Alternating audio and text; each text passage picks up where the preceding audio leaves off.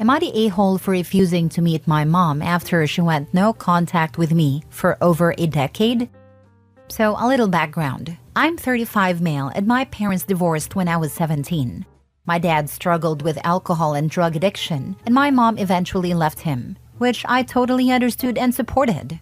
Living with him was impossible. He wasn't violent but verbally abusive, and he spent all our money on his habits. That was the last straw for my mom. After the divorce, my dad spiraled. He nearly overdosed and ended up in the ICU. I was living with my mom at a time, but I was scared that my dad would die, so I moved back with him and my uncle's family. My mom was disappointed, but let me make my choice. Losing my mom, most of his friends, going broke, nearly dying finally got through to my dad, and he promised he would get better for me. It was hard to watch, but he actually turned things around. My uncle paid for everything: rehab, therapy, medical bills, and after about 5 years, my dad was clean and somewhat healthy again. He even apologized to my mom, and she forgave him, though she told me later it was only for my sake so that they could be civil at future events like my graduation or wedding.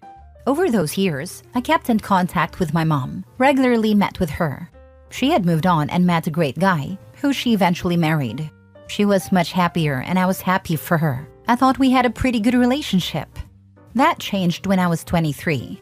My mom asked me to come over and she told me she was still angry and disappointed that I chose my dad over her after the divorce. She said I was ungrateful for everything she went through, putting up with my dad's nonsense, and then she hit me with something that still pisses me off today. She told me she could see me becoming a drunk and a drug addict like my dad because I stayed close to him. I don't drink, I don't do drugs to this day, and I had no idea where that even came from. I was floored. I thought we had moved past all that, but apparently she'd been harboring resentment for years. Then she said that she wanted to go no contact with me because being around me brought back too many bad memories of my dad. She said she had found peace and happiness, and I was a reminder of all the pain she'd been through. I didn't know what to say except okay. I later found out from a cousin on her side that her whole family was angry with me for staying with my dad back then, and they all went no contact with me for her sake, saying that I betrayed her. I haven't seen or heard from my mom since that day. Fast forward to now, my dad passed away 2 years ago from a heart attack, a result of his years of addiction. Despite being clean for over a decade, he had lingering medical issues.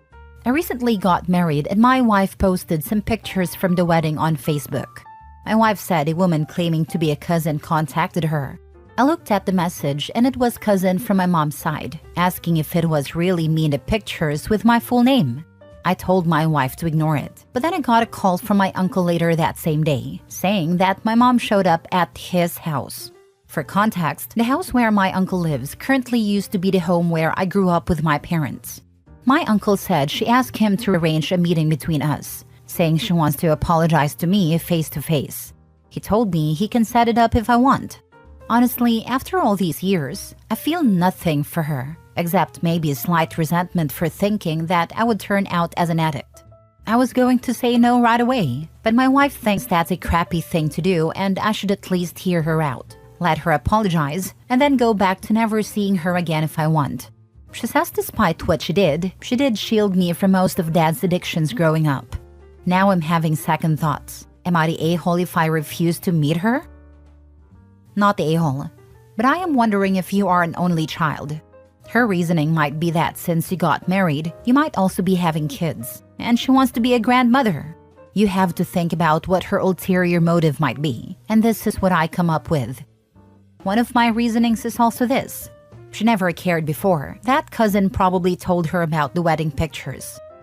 Not the a-hole. I think you were very kind to be there for your dad when he needed you, even though he should have been the one taking care of you. It was really cruel of your mom to punish you for that kindness, and whether or not you want to hear her out is your decision. I do like your wife's attitude, that you can hear your mom out and then decide if you want to forgive her or not. But what your mom did was horrible, and it would be understandable if you didn't want to talk to her. I agree with everything, except your take on the wife's attitude.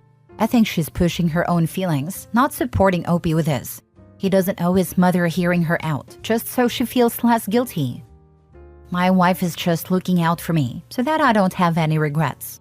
I know she will fully support me if I say I do not want to meet her. Next story. Am I the a-hole for waiting to divorce my wife until it was a good time for me?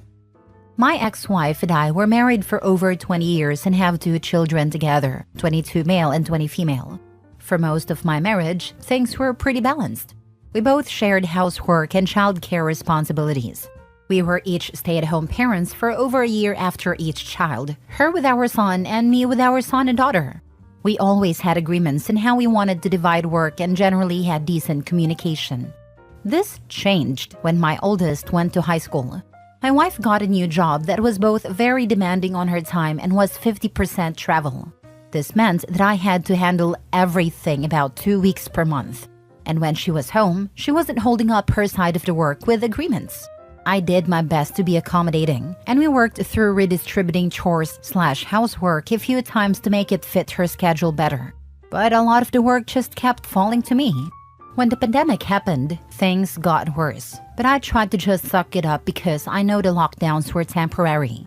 Finally, when things opened back up, things continued to decline and I asked to go to counseling. She missed a lot of our meetings and just didn't commit to it.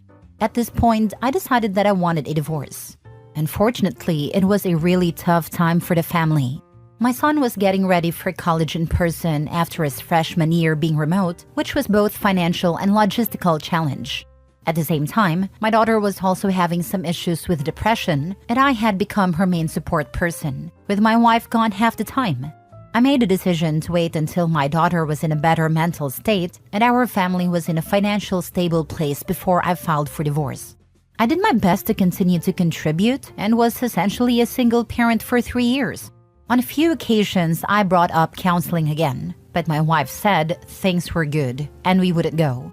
We pretty much weren't intimate for that period of time, and there was one summer where she essentially moved to North Carolina for 6 weeks for work. She came home on some weekends. Last year, after my daughter started sophomore year of college and she was in a better place mentally and emotionally, I sold off some of my stock investments to create a trust for my kids to ensure college was covered. Then I filed for divorce. At first, my wife was really mad. Then she left to live in North Carolina again. When she came back 4 weeks later, she said she wanted to work through it. But I told her I had made a decision to leave years ago and wasn't interested. We eventually worked through mediation and got an amicable divorce. My kids live with me now and support me, but all of my in-laws and even most of my family outside of my sister think I'm a-hole. They believe I should have forced the issue more when we started counseling and either divorced or made it clearer to my wife how important counseling was to me. They've called me selfish, and some of my in-laws are refusing to interact with my kids when they're at my house. For example, my daughter FaceTimed her grandmother once this summer, and she hung up once she saw that my daughter was at my house. They also created a bit of a scene at my son's graduation in the spring, refusing to acknowledge me and demanding that my son choose to celebrate with them or me rather than having dinner together as a group. I encouraged my son to go with them and we had our own celebration later, but something happened at the dinner and my son has lived with me and been almost no contact with them since.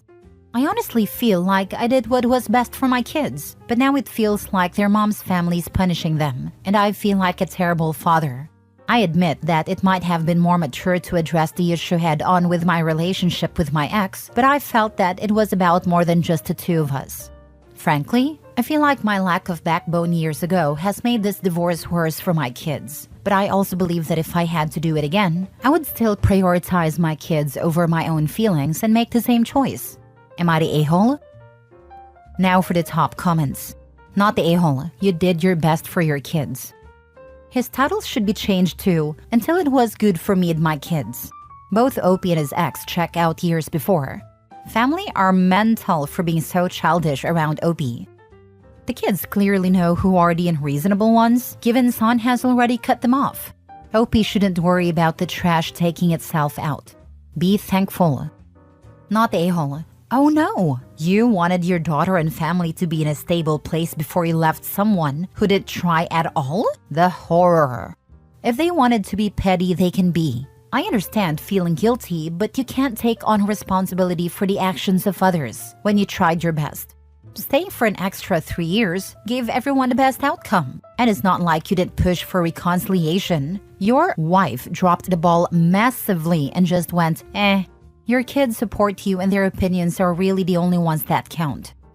The apple didn't fall from the tree as far as the ex is concerned.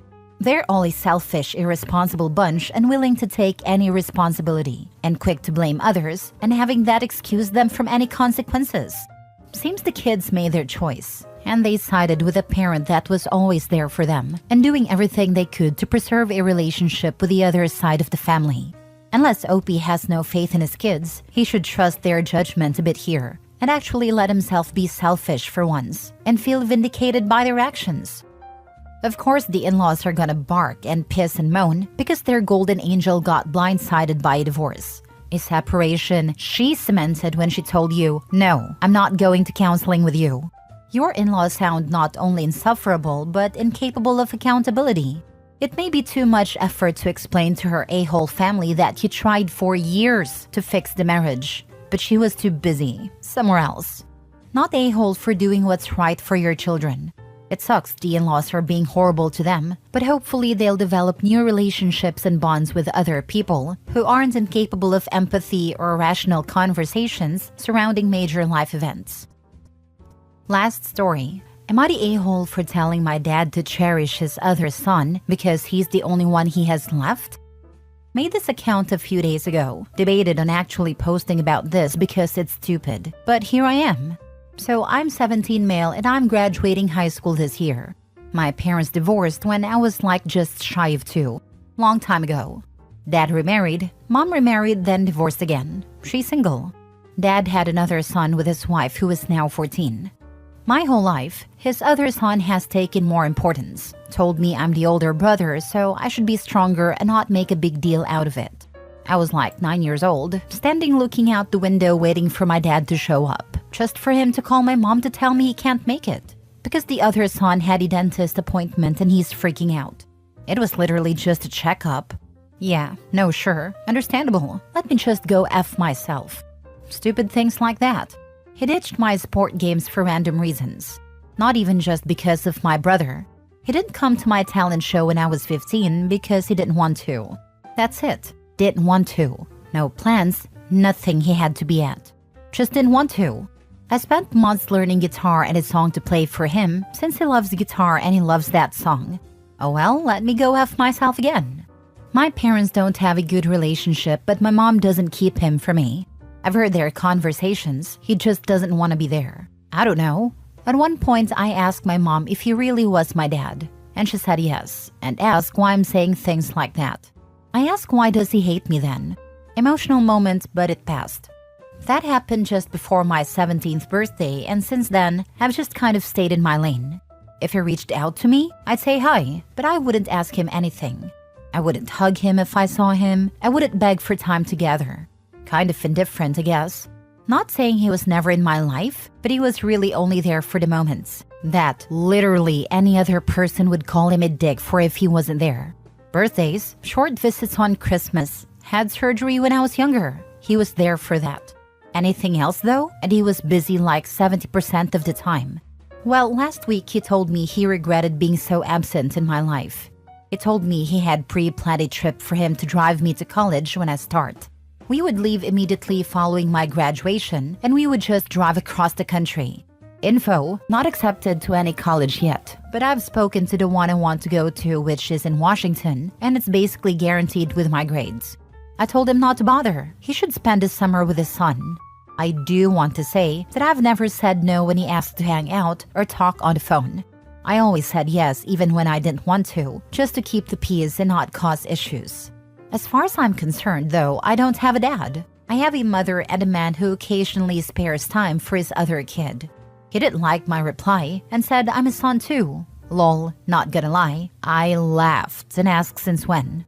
We kind of fought after that and didn't end on a good vibe. I told him I was planning on dropping contact when I turned 18, since he was probably going to do the same. So I'd bother keeping this relationship alive when he's never wanted to know me and I stopped wanting him to. He's been trying to reach out, but I shut it down every time.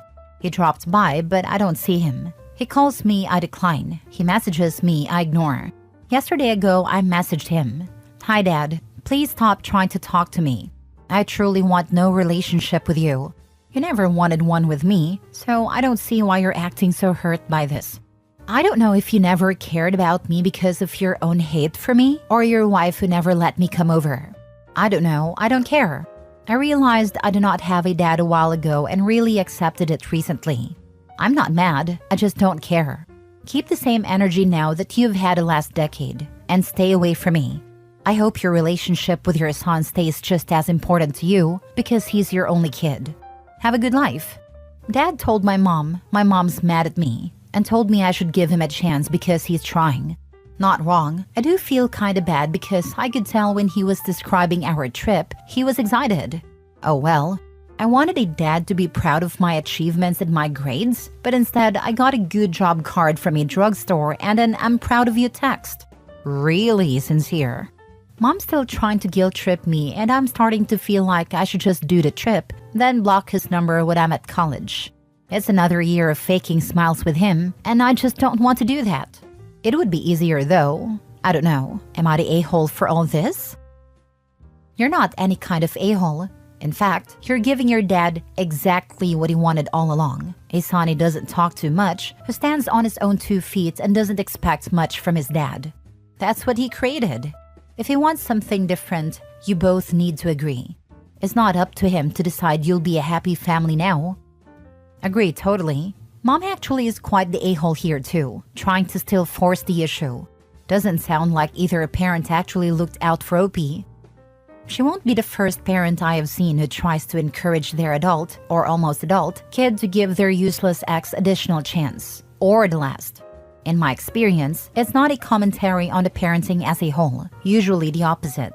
They've usually been no less than 95% of the total parenting that child has received and have quite often worked themselves stupid to do it.